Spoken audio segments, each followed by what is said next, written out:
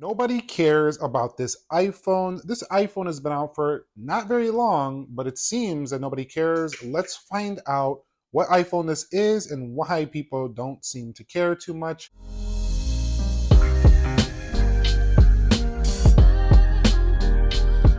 So, what is up, guys? Nick here, helping you to master your technology. And it's been a while since we did a forgotten iPhone, a phone that people don't care about. But I've just been noticing across the board that people seem to not care about the iPhone Air. Yes, the one that just recently came out. It's getting a lot of pushback for some of the sacrifices that it's made. And I think this comes down to a lot of reasons. Let's talk about the very first one, which is the price. The price of the iPhone Air starts at $999. Now that puts it square in line with something like a Pro of the past and a little bit less than the current Pros, but it's up there. And when you have a single camera right there, you have a single speaker on the bottom. And yes, granted, the design is gorgeous and beautiful and innovative. But at the same time, when people look at their phones as a tool, this weaker sized battery and all these other things that they're kind of sacrificing are just something people don't want to sacrifice, I feel like, at the price that this is being charged for. Now, I want to make one thing very clear. I actually really love the iPhone Air because I love the iPad Pro M4. I'm just talking about why I feel like people don't care about this product. But the second one is the single camera. Let's focus on that. Now, we go ahead and open up this camera for iPhone Air. You're going to see that we don't have a dedicated macro mode, but that's not the real deal. The real deal is that there's no ultra wide, nor is there a dedicated telephoto. So yes, while they are cropping in and it's pretty much the same as a previous telephoto, people know at the end of the day, single camera, whether you want to say you're cropping in a sensor, it's still not a triple camera system. At this price, people are just gonna want more camera lenses, I feel like, at $1,000. This is not a $799 phone. This is $1,000 phone. So we're going to expect just a little bit more in the area of camera. I think it wouldn't be too difficult in the future for Apple to add a second camera somewhere over there and still retain a thin design. Samsung was able to pull it off with the Galaxy S25 Edge. So I do feel like that can be an upgrade for a future iPhone. So definitely that single camera is seeming to be a little bit of an issue. Now we do have ourselves that front facing ultra wide camera, and you could see I'm shooting on the iPhone 17 Pro Max right now, but we do have ourselves dedicated ultra wide, which is very good. That's the same as all the other 17. That's actually a really good thing about the iPhone Air. So the single speaker, this is definitely something. You know what's funny? I didn't even know this had a single speaker until I purchased this phone. Then I was like, wait a minute, this thing has a single speaker. There's actually no speaker up at the top like on most iPhones, only one there at the bottom. And not only that, you can see by two holes there, this speaker is actually not that loud either. So definitely, not only is it one speaker, but it's not as loud. So that's something that's a little bit of a con here. So yeah, while the audio does sound pretty good, it just doesn't boom like pretty much any other iPhones that we've seen before. So that singular camera right there and the singular speaker. So the next one is going to be the actual battery life of this phone. So the battery life of this phone is actually, it can get through a day, surprisingly. So a lot of people have been knocking it for not having the best, but it actually can make it a full day for a lot of users. It's just not going to be one of those power user phones or those impressive battery phones. So the iPhone Air is one that I would say go ahead and try it out within the return period if you really want this phone, see if it works for you.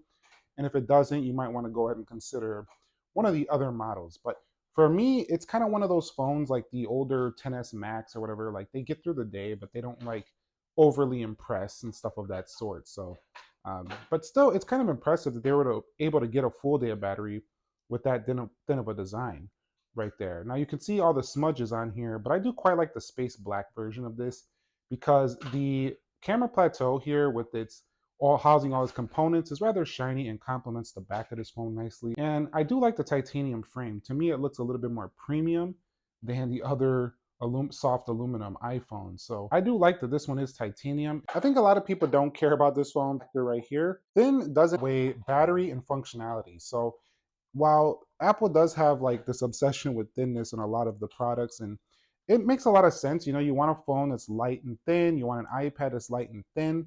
I think the consumers have spoken, you know, in terms of what I'm seeing in the comments, in terms of what we're seeing on these articles saying that maybe the sales are down. I can just look for myself and I see that the iPhone Airs are always in stock.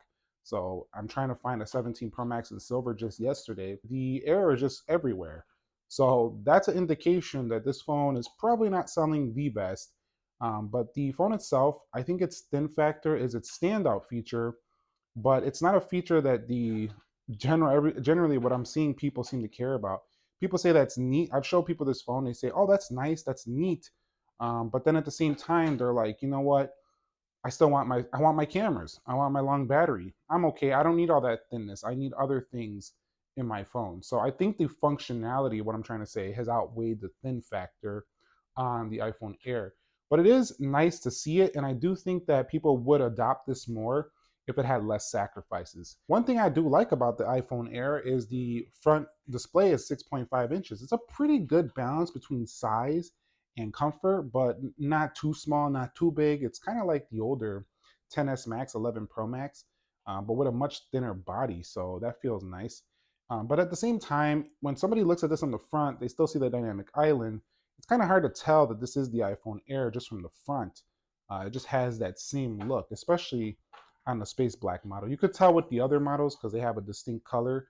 But for sure, the dynamic island has given this phone not the freshest look. Same with all the other iPhones because they've had a dynamic island since the iPhone 14 Pro Max. I do like to see that the innovation is here in this phone. It's a risky proposition, and it always feels like Apple kind of plays a risk with like the Plus models, this model, maybe a smaller mini model.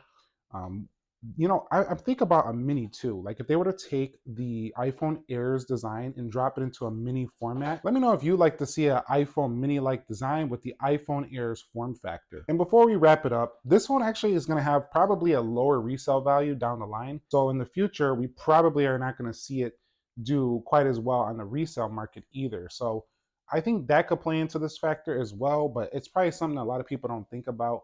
But at the end of the day, people might also perceive that this phone, because it's so thin, has less durability. That has been not true due to the titanium frame and the ceramic shield on the front and the back. So it's actually very durable. People might perceive it as, oh, that's super thin, I'm gonna break that thing. But in conclusion, I just feel like people haven't cared about this iPhone. I almost didn't make this video because I perceived that many people don't care about this iPhone to begin with. That's why I didn't call it the iPhone Air. Nobody cares. Because if the iPhone Air is in the title, maybe nobody's gonna watch it. Let me know your thoughts on the iPhone Air after a couple of months. Do you care? Do you not care? And I didn't make this video to bash the iPhone Air in any way, shape, and form. I purchased this. It's my device, and so I supported Apple by purchasing this, and I support innovation and them going forward. I just want to see them add more camera, maybe a dual speaker, and maybe if they could potentially get that battery life better. But all those little upgrades would probably help it. I think the big ones are the battery and the camera though, and that single speaker. Let me know your thoughts below. Do you care? Do you not care? Do you click the like button for me? Subscribe if you haven't already, and I will catch you all in the next episode. Nick here. Be sure to be well, and peace.